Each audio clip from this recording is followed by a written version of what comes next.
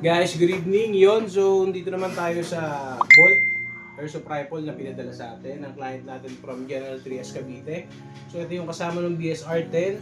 Na-disassemble na natin siya. Then nakausap ko na rin si owner regarding sa problema niya at sa kailangan paltan. So ang plan dito ni owner is i-upgrade up to 500 plus FPS or paabutin ng 550 FPS. So susubukan natin, tingnan natin kung magagawa natin sa kanya. So, tingin ko, kung di kakayanin ng motor, magpapalit tayo. Then, gearbox shell niya, kaya naman siguro to. Then, isa pa, ano pa bang gagawin natin sa kanya? Yun lang naman. Medyo mahirap na to salpakan ng spring. Kasi hindi siya naka-QD spring guide, pero kaya-kaya natin to. Kumbaga, sa mga nagsisimula pa lang mag-DIY, upgrade. Yun, so, paalala lang, kung magsasalpa kayo ng spring dito na medyo matitigas, doble ingat lang para iwas yung pagsabog ng mga parts. Medyo masakit sa ulo sa una, pero kayang-kaya nyo yan. So yun, start na tayo, simulan na natin.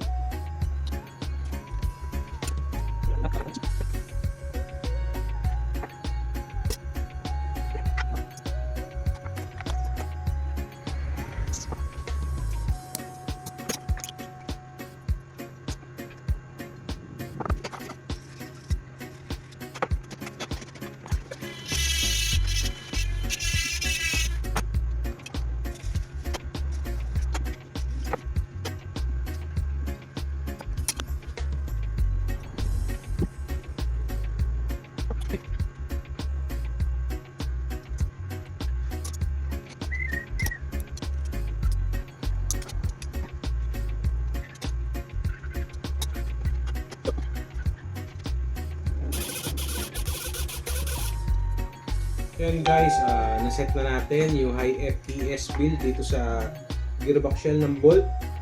So, test fire na lang natin. Medyo nakakatakot, baka basag. Kasi medyo gumama na yung gearbox shell niya. So, try pa rin natin. Wala namang masama kung susubukan natin. Testing na, testing.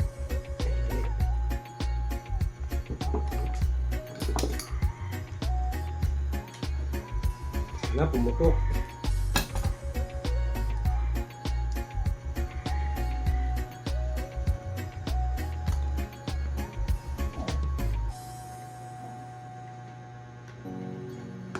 Try lang natin.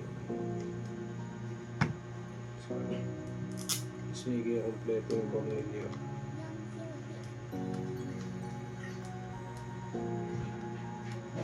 Okay, firing.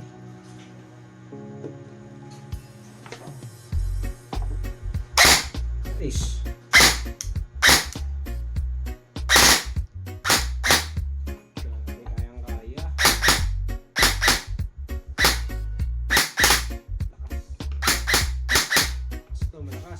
Malakas.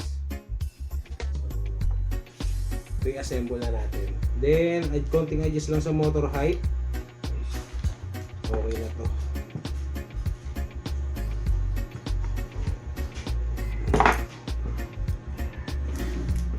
Let's go. Reassemble na natin. Then, FPS check.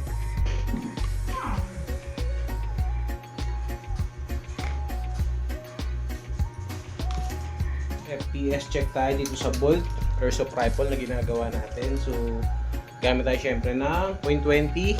Tignan natin kung ano yung lalabas sa FPS. Yan, zoom natin. Sana. Para makita natin. Yan, firing. 557 FPS. Saba. 555 FPS. 554 FPS. Pinayo ko sa lahat eh.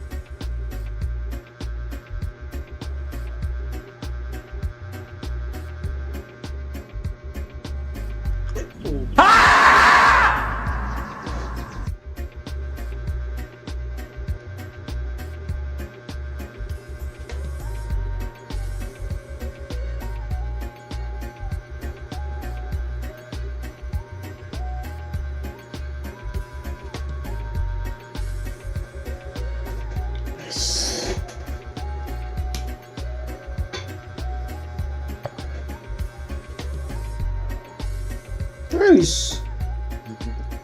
Guys, good morning sa iyo.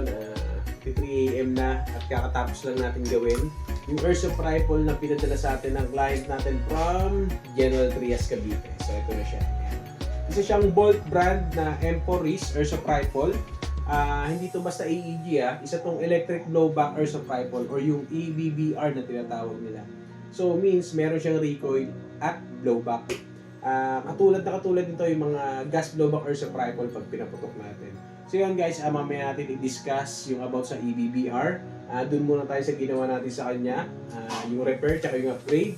So sinimulan natin sa pag-disassemble at nakita natin yung pinaka-problema. Andito siya sa trigger switch. Dito, yan. Magkaiba na yun sa switch niya. So parang ginawa na to.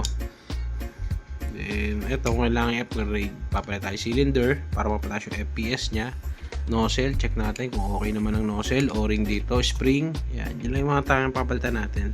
Sa gears naman, kung di naman sobrang taas ang FPS, okay pa naman to. So, itong trigger switch na to is pinalitan na natin ng bago. Kasi nung dinala to dito is putol na talaga yung wire sa likod. Sa totoo lang talaga kasi napakahirap i-disassemble ng mga ganitong airsoft rifle. Lalo na yung pag i-reassemble na natin siya kasi yung wire niya, dito yung pinapadaan sa ilalim ng buffer tube. Makikita yung part na to, yan, matatanggal yan. Yung dito yung wire niya sa loob. So napakahirap talaga yan. Kailangan pa natin putulin yung connector para lang mahugot natin dito. So siguro ganun yung ginawa ni owner. And then the next, yung upgrade. Ano ba ang pinalitan natin sa kanya? So ang usapan namin ni owner dito is around 500 to 550 FPS at yun naabot naman natin yung FPS na yun. So ito yung test pair natin kanina. Firing 557 FPS saka 555 FPS saka 554 FPS. So yun guys, nakita nyo kung gano'n nakataas yung FPS niya. Sumobra pa talaga siya ng 550. At yun, yung mga pelta natin parts is napakasimple lang naman. Nagpalit tayo sa kanya ng cylinder, cylinder head. Sa piston, okay naman yung piston niya. Spring, nagpalit tayo ng spring, matigas na spring. Nag-resumes tayo ng gears. Nag-recondition tayo ng motor. Nagpalit tayo ng half-up rubber. At yun, wala na tayong ibang pilitan bukod sa mga nabanggit. So, naabot naman niya yung FPS na gusto nating makuha talaga, yung 550. So, sumobra pa nga kaya yun, medyo nasiyahan si owner. Kaya, sir, maraming salamat po sa tiwala at sa akin mo ito pinagawa. And then next, pag-usapan naman natin yung EBBR or yung electric blowback. So itong mga airsoft rifle na ito is iba sa mga normal na AEG kasi ang kagandahan sa kanya, meron siyang blowback system na tinatawag. So dito nakalagay yan sa likod, sa pinaka-buffer tube. Papakita ko sa inyo. Disassemble muna na.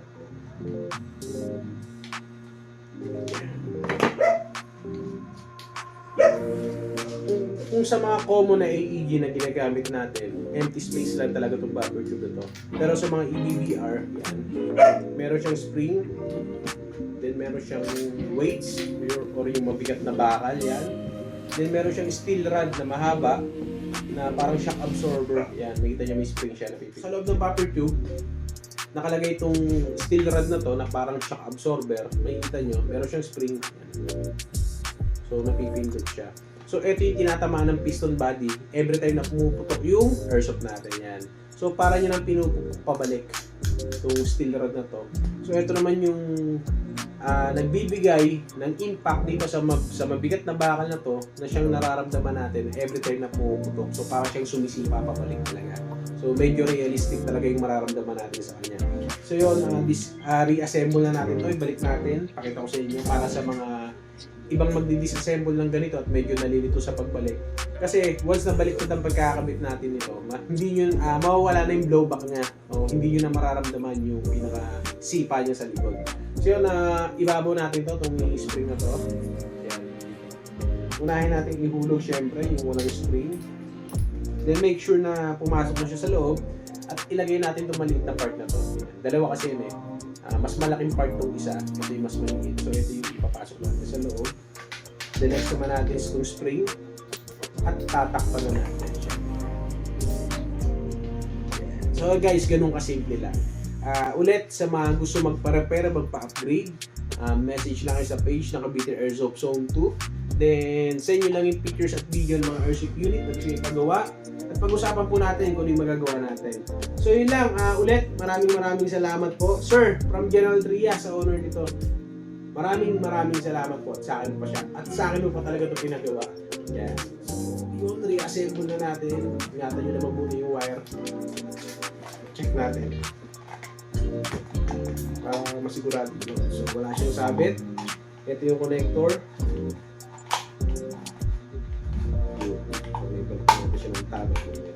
So yan guys, ulit, maraming salamat.